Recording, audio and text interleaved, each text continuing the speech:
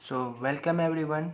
Today we are going to discuss about multiple choice question of development chapter. तो आपको पता है जो अब MCQ क्वेश्चन भी पूछे जाते हैं डेवलपमेंट चैप्टर की ओर से, और कोई भी सब्जेक्ट में अब MCQ क्वेश्चन पूछे जाएंगे, ऑब्जेक्टिव क्वेश्चन। तो चलिए कुछ जो इम्पोर्टेंट ऑब्जेक्टिव क्वेश्चन है डेवलपमेंट चैप्टर को वे हम लोग शुरू करते हैं पढ़ना।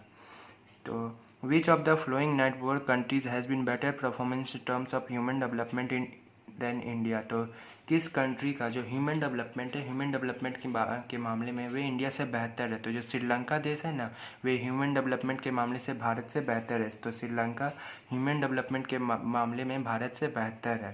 तो इसका राइट आंसर होगा श्रीलंका।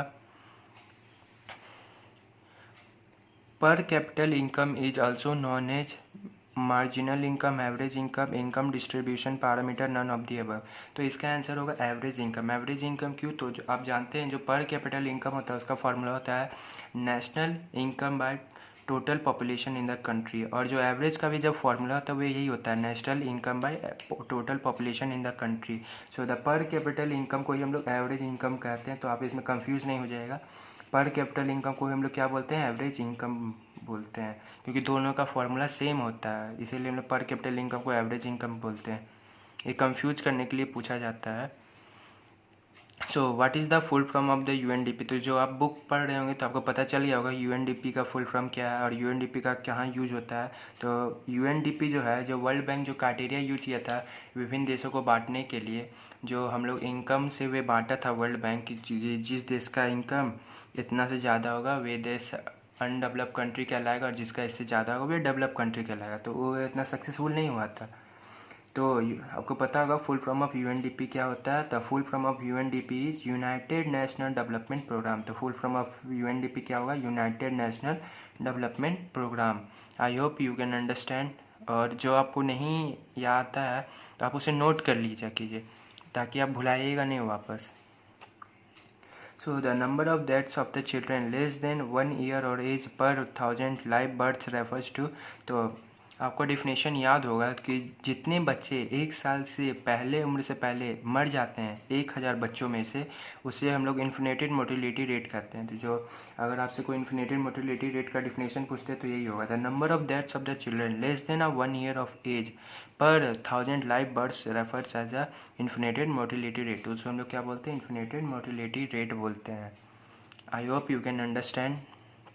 आप इसी नोट्स करते चलें जो आपको नहीं आता है, ठीक है। मैंने बहुत ही इंपॉर्टेंट क्वेश्चन बनाया है। तो हम लोग पढ़ने जा रहे हैं फुल फॉर्म ऑफ HDI। तो HDI का फुल फॉर्म क्या होगा? तो जिन लोगों ने बुक को अच्छी तरीके से पढ़े हुए आराम से बता पा रहे होंगे। हॉकी डेवलपमेंट इंडेक्स तो नहीं होगा, हॉल ऑफ डेवलपमेंट भी नहीं होगा, हॉल डेवलपमेंट इंडेक्स नहीं होगा। इससे क्या होगा? Human development index. इसे हम लोग क्या बोलते हैं? ह्यूमन डेवलपमेंट इंडेक्स, ठीक है। HDI का full form human development index.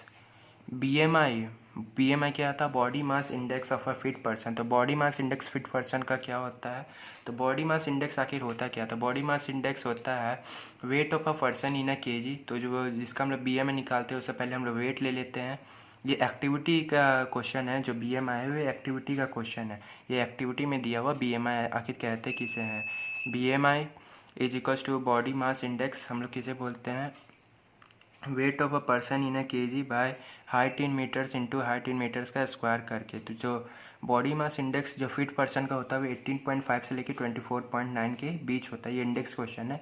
तो बॉडी मास इंडेक्स क्या होता है फिट पर्सन का? 18.5 से लेकर 24.9 के बीच।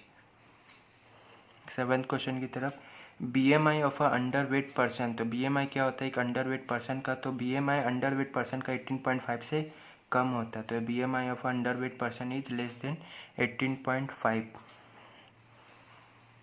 8 क्वेश्चन की तरफ अब हम लोग पढ़ रहे हैं। Proportional of a literacy population in the 7th and above age group is called. तो जो भी पढ़े लिखे बच्चे होते हैं जो 7 साल या उससे अबव के एज ग्रुप के जो पढ़े लिखे बच्चे होते हैं उसे हम लोग लिटरेसी रेट बोलते हैं। उसे क्या बोलते हैं हम लोग? Literacy rate. तो लिटरेसी रेट का अगर वो डिफिनेशन पूछे तो हम लोग यही लिख देंगे। उसे हम लोग लिटरेसी रेट बोलते हैं, नॉलेज रेट नहीं बोलते। उसे हम लोग लिटरेसी रेट बोलते हैं, ठीक है। Option B. अब हम लोग क्वेश्चन 9 पढ़ेंगे।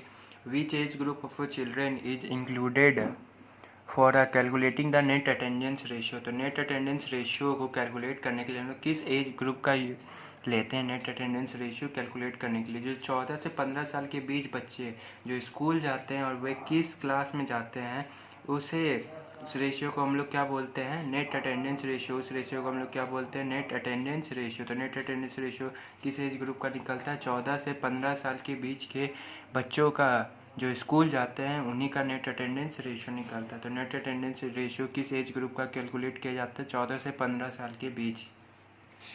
आखिरी क्वेश्चन की तरफ अब हम लोग बढ़ रहे हैं। अब हम लोग क्वेश्चन 10 पढ़ रहे हैं। HDI stands for a human development index. तो पहले बता दिए HDI का फुल फॉर्म क्या होता है, human development index. The focuses on, तो ये किस पे फोकस करता है, तो fill in the blanks of the one of the following. तो एक ऑप्शन लेके हम लोग को फिल इन द ब्लैंक्स करना को भर देना है। तो life expectancy, national income, gross enrolment ratio for the 3 levels of the schooling और ऑल ऑफ दी अबव। तो ऑल ऑफ दी अबव होगा इसका आंसर। क्यों, क्योंकि जो ह्यूमन डेवलपमेंट है ना, ह्यूमन डेवलपमेंट बस इनकम को बढ़ाने पे फोकस नहीं करता, वो इनकम के साथ साथ आपका लाइफ स्टाइल को सुधारना चाहता है। आपका जो एवरेज लाइफ आप जीते हैं उसको बेहतर करना चाहता है, लिटरेसी रेट आपका बेहतर हो, आप तरह तरह के स्किल पा सकते हैं, ये सभी चीज़ों पे डिपेंड करता है। तो इसका आंसर होगा ऑल ऑफ दी अबव। तो अगर आपको वीडियो ये अच्छे लगे तो like, subscribe and share. Thank you very much.